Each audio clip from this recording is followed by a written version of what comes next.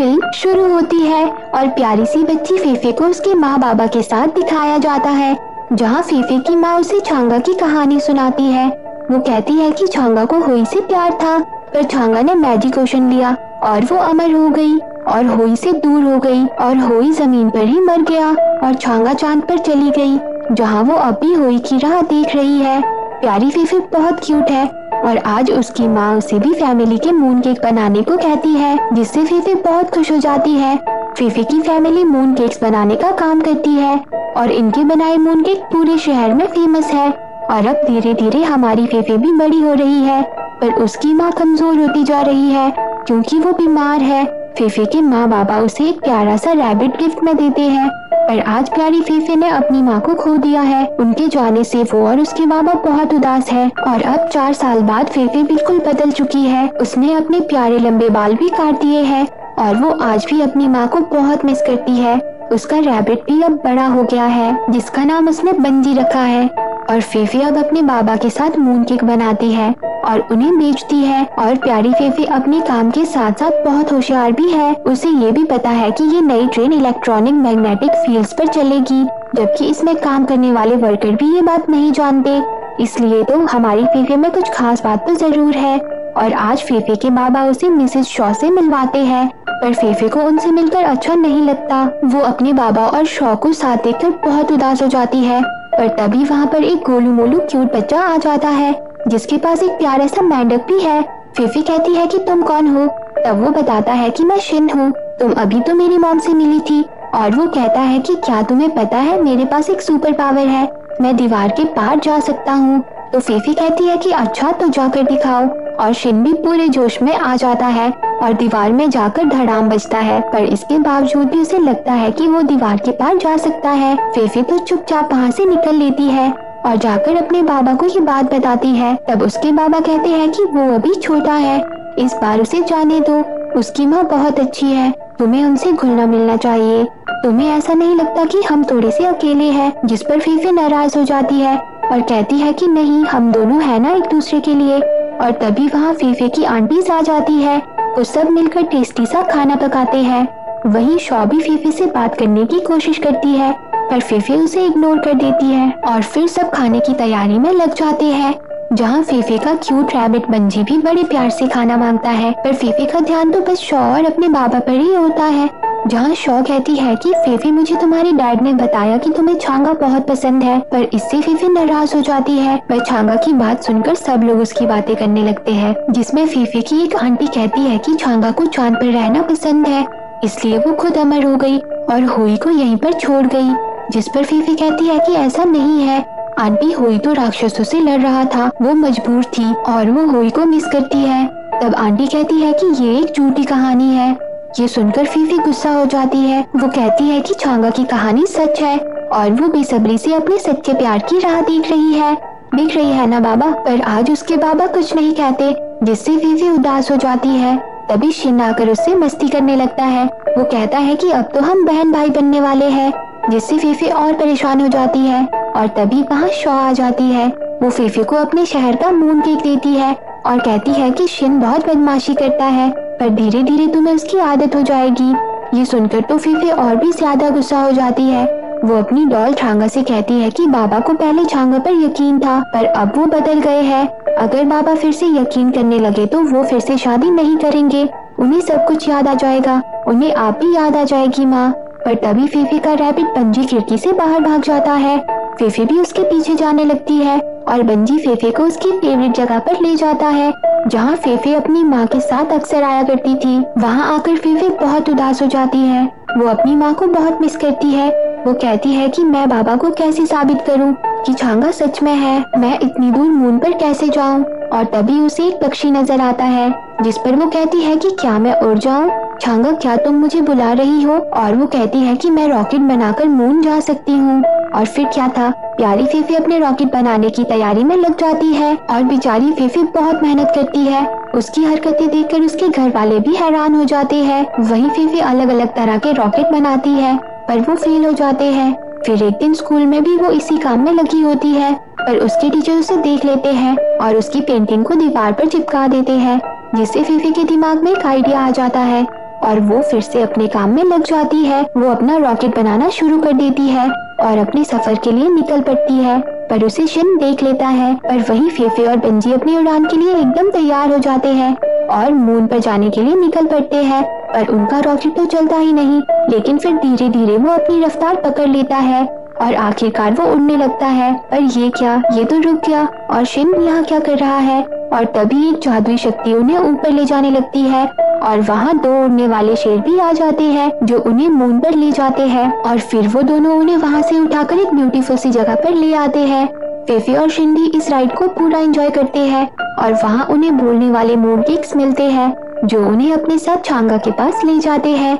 छांगा बहुत ही ब्यूटीफुल होती है। उसे देखकर फेफे और शिन के तो होश उड़ जाते हैं।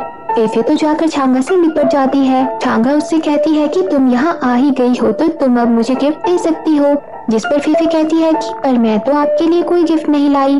तब छांगा कहती है कि नहीं, तुम लाई हो, तभी तो मैंने अपने शेरों को तुम्हारे पास भेजा था, क्योंकि तुम वो चीज लाई हो जिससे मैं हुई को अपने पास ला सकती हूँ।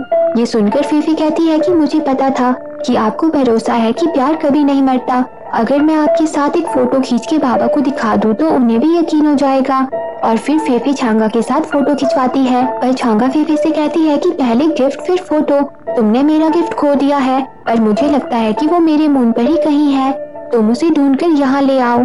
मेरे पास वक्त कम है। जब ये बचा हुआ मून डस्ट गिर जाएगा तो हुई कभी लौटकर नहीं आ पाएगा। छांगा सबसे कहती है कि जो भी मेरा गिफ्ट ढूंढकर मेरे पास लाएगा मैं उसकी ख्वाहिश पूरी करूंगी। ये बात सुनकर फेफे और बाकी सब गिफ्ट को ढूंढने के लिए निकल पड़ते हैं। शिन फेफे से कहता है कि मैं तुम्हारी मदद करूंगा, मैं तुम्हारा भाई हूँ, जिस पर फेफे कहती है कि तुम मेरे भाई नहीं बन सकते।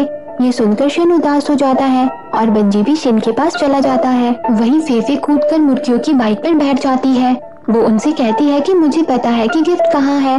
ये सुनकर वो मुर्गियाँ उसे अपने साथ ले जाने के लिए तैयार हो जाती है और वहाँ शिन उस फोटो को चुराने की कोशिश में लग जाता है, जिसमें बंजी भी उसके साथ होता है। पर बेचारे शिन को सिपाही घेर लेते हैं और छांगा वहाँ आ जाती है। वो शिन से पूछती है कि तुम यहाँ क्यों आए हो, तो शिन कहता है कि अपनी बहन के लिए फोटो लेने, जिस पर छांगा उसे एक कमरे में ले जाती है और बंजी ये सब देख लेता है। उस कमरे में छांगा शिन को टेबल टेनिस खेलने को कहती है, क्योंकि शिन को वो बहुत पसंद है। वो कहती है कि अगर तुम जीते तो मैं तुम्हें ये फोटो दे दूंगी। और फिर वो दोनों टीटी खेलना शुरू कर देते हैं, जिसमें पहले तो छांगा जीतती चली जाती है, पर शिन भी किसी से कम नहीं। वो छांगा की बैंड बजा देता है और उसे हरा देता है, जिससे छांगा गुस्से में आ जाती है और शिन को उसी कमरे में बंद कर देती है और वो बहुत उदास हो जाती है। तब उसका दोस्त बनी उसके पास आता है, जो उसके लिए जादुई पोशन बना रहा है ताकि होई वापिस आ सके। और वहाँ फेफे उस जगह पहुँच जाती है जहाँ उसका रॉकेट शिप टूटा था। वहाँ फेफे को एक अजीब सी चीज मिलती है, उसका नाम गोभी होता है। वो कहता है कि मैं छांगा का सबसे अच्छा सलाहकार हूँ। गोभी बहुत ही क्यूट होता है। तभी वो मुर्गियाँ कहती है कि इसे तो रानी ने महल से निकाल दिया।